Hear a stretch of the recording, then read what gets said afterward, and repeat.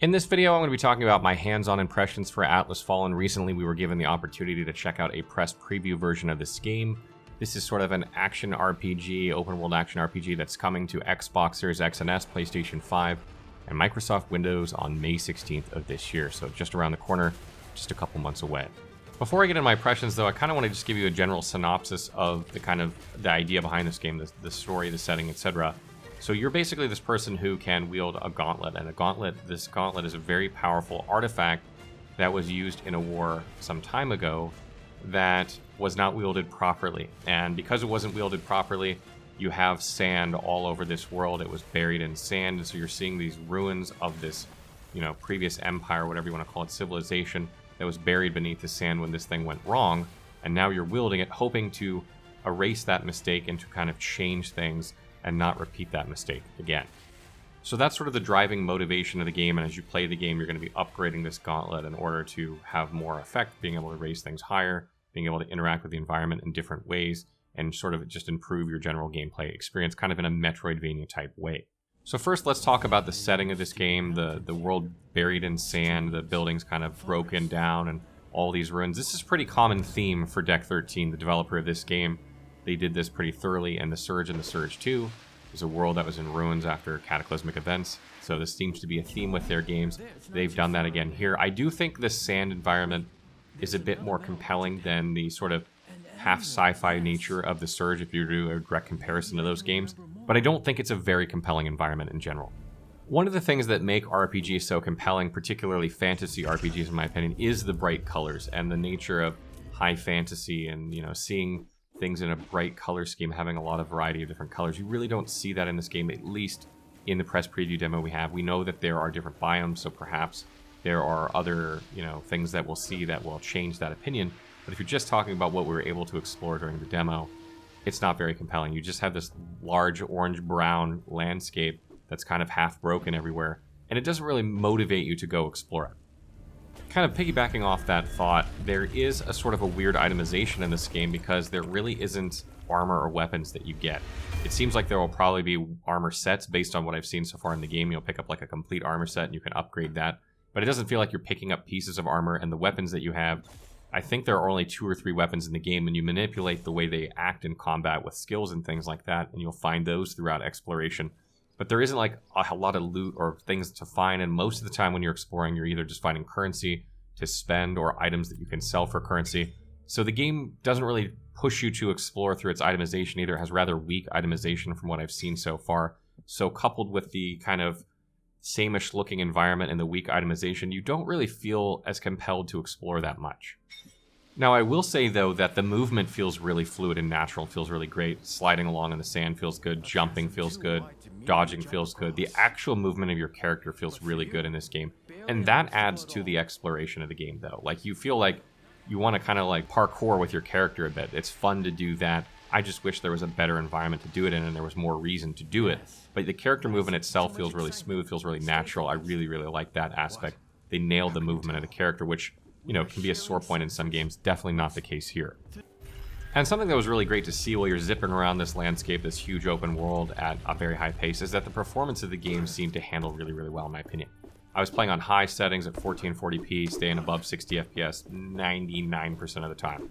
Sometimes it dropped below 60 into the mid 50s or high 40s and would come back up to 60. But considering the speed that you're going and things like that, I'd say the performance is much, much better than some games I played recently, like Wild Hearts, for example, or Wo Long, who had subpar performance. So it's nice to see that it plays pretty smoothly so far on PC. I did have one crash, which was weird, but other than that, I didn't have any bugs or anything like that. So far, it's playing pretty good, and you like to see that this day and age, particularly with what's been happening in the gaming industry recently. That said, though, the graphics are not that great in my opinion. You got a lot of pop-in here and there, and compared to what we've seen from Deck 13 in previous games like Lords of the Fallen and The Surge, those games had really crisp graphics. They looked really good. The performance was really good on those games, in my opinion. So to see sort of a downgrade from that, it's probably because the game is open world, and they're trying to, keep that FPS up on such a big space. I can understand that. But it's kind of disappointing to see the quality of the graphics take a hit compared to what we're used to seeing from Deck 13. and they just didn't look that great to me. They didn't look bad, but they didn't look great either. They're somewhere in the middle, and it's definitely passable in my opinion, but it didn't blow me away like the rest of their games have. Talking about other things that didn't blow me away in this game, the storytelling and voice acting in this game are really mediocre or subpar even at best. This has not been a strong point for Deck 13, admittedly. The Surge did not have strong storytelling or voice acting in Lords of the Fallen, although I felt like the voice acting and storytelling was better in that game than the Surge wasn't amazing. So they've struggled with this aspect with their games, and again, they're struggling here with Atlas Fallen as well. Besides the opening cinematic, which I felt was pretty good and sort of set the tone for the game, and I was actually kind of excited after seeing that, the main character is kind of a weird character. Like, he's this big dude, and he looks like a badass, but his voice does not match that or reflect that in any way. And the other characters you see in the game, their voices don't match their characters.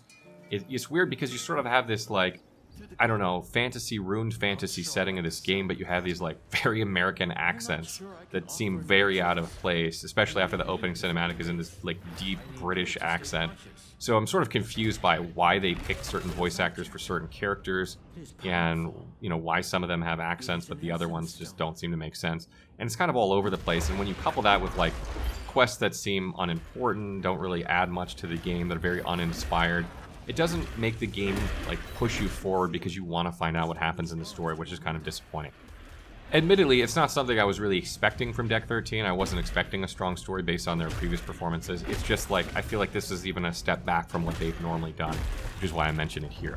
Moving along to the combat of this game, it's a very action-y type combat. It's not like the previous Deck 13 games, which were very Souls-like, that were very weighty and calculated. You're managing your stamina. It was about when to attack and when to block. This game is like being aggressive, dodging and parrying attacks on the fly, using a very limited set of weapons and, you know, evolving the skill sets of those weapons and getting more familiar and fluid with the skill sets of those weapons so that you can pull off some amazing combos and get stronger and stronger as you hit enemies over and over and like build up your momentum meter, allowing you to pull off some insane hits. The thing, though, that has me really concerned with combat isn't the systems and mechanics of combat, which I actually really like. I like the systems that they built. They're very, very fun, is the enemy variety and the way enemies operate in this game. So far, they've been extremely basic, like really basic. Like a lot of times they just stand there and then they'll just like attack once. And it's like having all these cool, it's like you're a ninja, but you're fighting a test dummy. You know what I mean? Like you look like a badass, but there's no challenge, and it's, you know, the dummy doesn't really fight back much. So it's like, why does it matter if you're badass? So I'm hoping that, you know, this is just a small slice of the game, obviously, that there are more enemy varieties and more, you know, dynamic enemies as you progress the game. Maybe this is just the gradient getting you used to learning your, you know, moves and abilities, because there's a lot to get used to at the beginning, and that there is some, you know, more crazy fights and more difficult fights later on. But at the moment, I'm a bit underwhelmed by the enemies that I've seen, and it makes me a little bit concerned that combat in this game isn't going to be that great. Just to give you a quick comparison, just coming from Wo Long, which is a game that has phenomenal combat, and all I wanted to do in that game was get back into combat. I didn't want to sit there and tinker with my gear, and I didn't want to sit there and go into town and talk to people or worry about the story. I just wanted to fight stuff because the combat was really good. This game, I feel like I'm avoiding combat when I'm going around because I'm just trying to explore the world and see what there is. And combat, I feel like I've seen what it has to offer so far, at least in terms of the beginning area. So I was trying to avoid it more often than not. I don't think that's a great sign. So sort of the too long didn't read version of my impressions of this game is that if you're familiar with Deck 13 and the titles they published, like the Surge 2, Lords of the Fallen, you kind of know what you're getting with this game. It's kind of in that ballpark in terms of quality.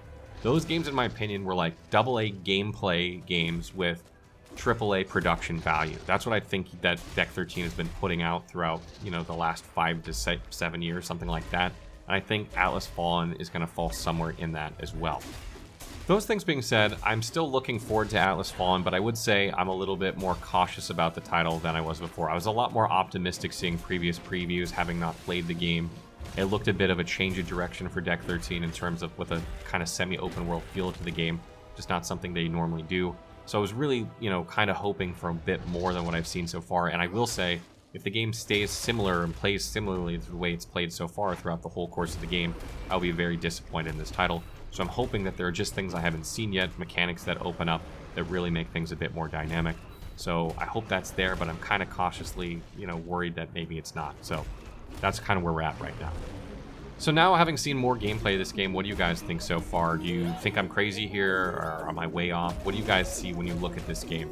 And having played other Deck 13 games, for those of you out there who have, What are you expecting from this game? Let me know in the comments below.